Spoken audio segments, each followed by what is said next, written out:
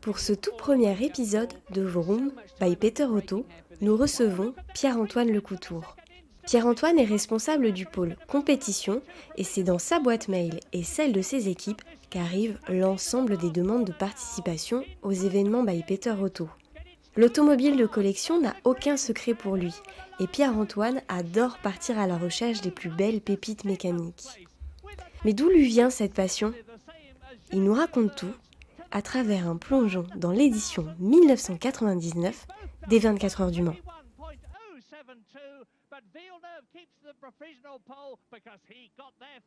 Bonjour et bienvenue Pierre-Antoine. Alors, avant de rentrer dans le vif du sujet, est-ce que tu peux te présenter ? Donc bonjour, je m'appelle Pierre-Antoine Lecoutour, je travaille chez Peter Otto où je m'occupe de la partie compétition. Donc c'est le pôle qui s'occupe d'établir les règlements des courses que l'on organise, et de vérifier que les voitures sont éligibles, de faire le lien avec les concurrents, avec les officiels, les chronométreurs, etc. Ah oui, donc en effet, professionnellement, tu es clairement dedans. Et dans ta vie personnelle, ça s'exprime comment ? C'est ma passion, donc j'ai toujours bricolé les voitures. Je collectionne des autos, alors à petite échelle, mais voilà, j'achète, je bricole, je répare, je change des culasses, je répare des boîtes de vitesse, et je revends les voitures ou je les garde quand je les adore. Et comme c'est souvent le cas, j'en garde et du coup je sais plus où les stocker. Et voilà, c'est une passion qui prend un peu de place, mais voilà, j'adore ça. Bon, je ne vais pas te demander combien de voitures tu as achetées au total dans ta vie. J'imagine que tu n'as pas compté. Je vais plutôt m'intéresser à l'origine de cette passion. Ça te vient d'où ? J'ai pas d'atavisme familial lié à l'automobile. Mes parents voient l'automobile comme un moyen simple de locomotion. Mes grands-parents de la même manière. Donc j'ai eu aucun héritage automobile. Je sais pas pourquoi. Ça m'est tombé dessus comme ça. Et très vite, tout petit, je me suis passionné pour les voitures et ça m'a jamais lâché. On va maintenant rentrer dans le vif du sujet, la course automobile. Quelle est celle qui t'a le plus marqué ? Est-ce que même tu te souviens de la première que tu as vue ? Alors, une des premières courses que j'ai regardées à la télé, donc moi je suis né en 84, donc je crois que c'était en 92. Ça devait être le Grand Prix d'Angleterre en 92. Je ne sais pas pourquoi j'ai ce souvenir-là. Avec les Williams qui étaient encore jaunes et bleus. J'ai ces images-là de ce Grand Prix en 92.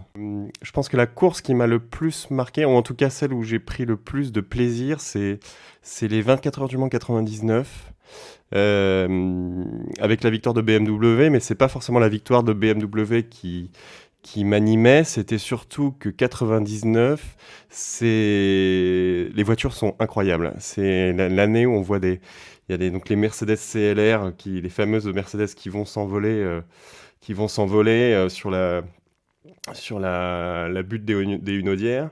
Mais il y avait les Toyota GT1 qui étaient splendides. J'en ai revu une au Mans Classique il y a 2 ans en détail. C'est des voitures incroyables. Le design, la recherche aérodynamique, la finition de la voiture.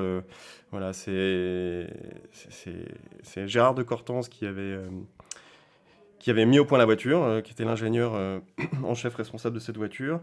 Et c'est une voiture fascinante, vraiment, si vous avez l'opportunité d'en voir une de près, n'hésitez pas parce que c'est vraiment une voiture incroyable.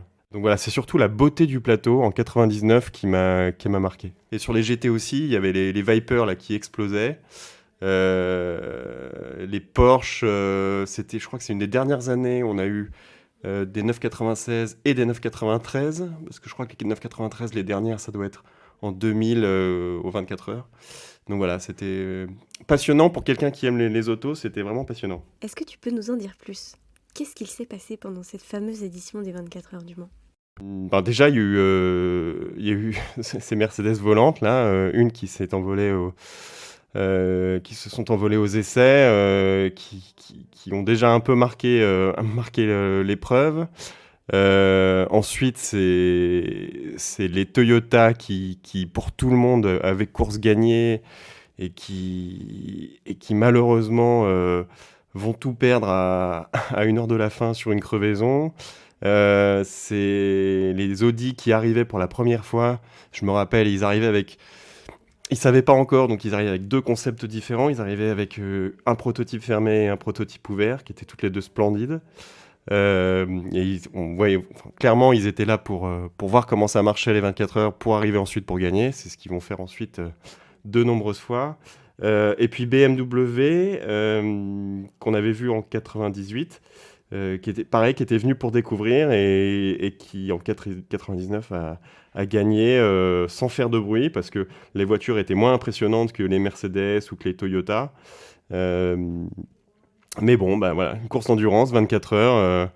Pour arriver premier, il faut déjà arriver. Et voilà, BMW a parfaitement rempli le job. Une victoire pourtant pas forcément promise à BMW parce que pendant la course, sur les 2 véhicules engagés, seulement un seul termine, non?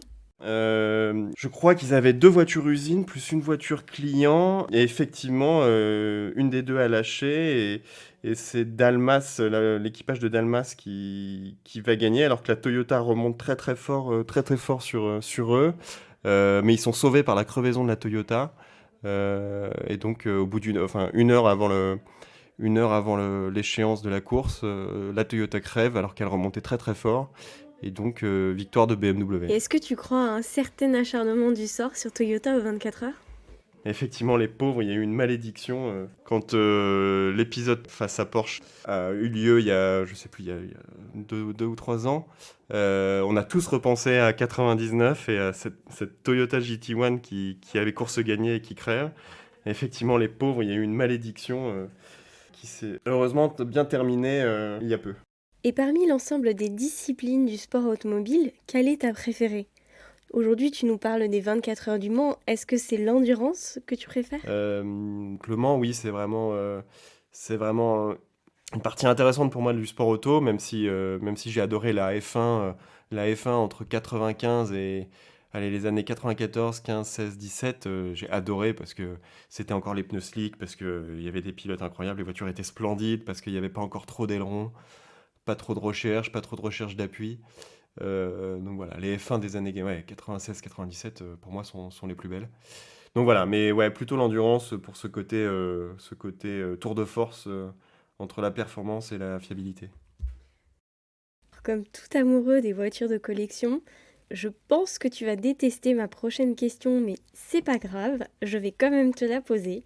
Si tu devais choisir une époque dans le sport automobile, sur quoi est-ce que tu partirais? Ma période préférée, alors dans le sport auto, les années 80 avec le groupe C, parce que là, ça a été vraiment une lutte de constructeurs et avec des artisans constructeurs pilotes à côté comme Gordon Spice, des grosses machines comme Jaguar ou Porsche, avec pareil des recherches aérodynamiques, avec des choix de motorisation hyper différents les uns des autres. On a eu des V8 turbo, on a eu des V12, on a eu des 4 cylindres turbo, des flat 6, enfin voilà, il y a eu une gros panel d'autos différentes et de recherche et voilà, chacun est parti dans une direction. Et les autos sont splendides. On a la chance aujourd'hui d'avoir un plateau groupe C qu'on fait rouler en course historique euh, et qui est vraiment superbe. C'est des voitures qui allaient très très fort, hein. Au Mans, quand il y avait pas encore les chicanes, c'est des voitures qui prenaient 360, 300, ouais, 370. Donc ça, c'est vraiment en sport, c'est une de mes périodes préférées. Et après, généralement, j'ai pas de période préférée. Moi, j'ai toutes les autos. Mon rêve, c'est d'avoir un Bugatti 35 et une Ferrari 250 châssis court. Et voilà, donc j'ai pas de période. En tout cas, ce que j'aurais adoré, c'était de vivre une course d'avant-guerre, une course dans les années 30 avec les Bugatti, avec les Mercedes, avec les Alfa. Ça, j'aurais adoré voir ça, parce que là, pour le coup, il n'y avait pas beaucoup d'adhérence. Ils se battaient vraiment avec des voitures avec des pneus très médiocres et des voitures qui étaient déjà assez puissantes rapportées à leur poids. Ils se battaient vraiment avec leurs autos, donc c'était vraiment des chevaliers, ces mecs-là. Donc voilà, moi, ce serait plutôt une course des années 30. Et toi, à titre personnel, est-ce que tu pratiques le sport automobile? Alors moi j'ai couru il y a très longtemps en monoplace des années 50 avec des petits bicylindres Panhard. Et depuis non, je n'ai pas couru parce que déjà faut pas se leurrer, ça coûte quand même un peu d'argent. Mais j'aimerais bien, à terme, j'aimerais bien soit rouler en une course monotype qui s'appelle le Trophée Lotus, où là ce sont que des Lotus 7 ou des Caterham qui roulent ensemble, soit en Formule Ford. Voilà. Ça, c'est mes projets à 2-3 ans. Alors, même sans courir, hein, même sans courir, quand je monte dans une auto ancienne, il se passe tellement de choses. C'est une émotion parce que on est heureux. Enfin, les autos anciennes généralement sont belles et donc on est attiré par elles. Donc on a envie de monter dedans. Il y a du bois, il y a des chromes. De temps en temps, il y a du cuir. Donc il y a des odeurs. Tous les sens sont mis en éveil. Le toucher. euh, et puis après, voilà, rien ne remplacera un moteur avec des carburateurs, par le bruit que ça fait, par les odeurs les odeurs d'essence. Enfin voilà, je sais pas, il faut le vivre. Si tu devais donner un conseil à une personne qui n'y connaît strictement rien, ou même n'a aucune affinité avec le sport automobile ou l'automobile de collection tout court, mais qui, désormais, souhaite s'y pencher et s'y intéresser, qu'est-ce que ce serait? Alors, déjà, je lui conseillerais alors s'il connaît rien aux autos, je lui conseillerais de lire quelques bouquins. Il faut lire Archives d'une passion d'Antoine Raffaelli, qui est un livre sur donc Antoine Raffaelli, qui est un collectionneur, hein, qui raconte ses recherches, ses pérégrinations de recherche de voitures de collection dans les années 50, 60, quand les voitures valaient rien. Et il a une manière de raconter comment il allait récupérer des vieilles Bugatti ou des vieilles Alfa à droite et à gauche dans des fermes, sous des granges, etc. Et ça, vraiment, j'ai lu ce bouquin quand j'étais jeune et ça, j'ai adoré ce bouquin. Euh, ensuite, sur la partie sport, qu'est-ce qu'il faut regarder je sais, il faut regarder le Grand Prix de Grande-Bretagne en 93 avec Ayrton Senna à Donington qui remonte tout le monde sous la pluie. C'est magique. Il faut regarder les Grands Prix à Spa parce il se passe toujours quelque chose. En 98 à Spa où c'est l'apocalypse, faut regarder ce Grand Prix. Faut regarder les anciennes retransmissions des 24 heures. En 95 avec la victoire d'une McLaren F1 que personne n'attendait. C'était une superbe année. Enfin voilà, il y a plein de choses à regarder.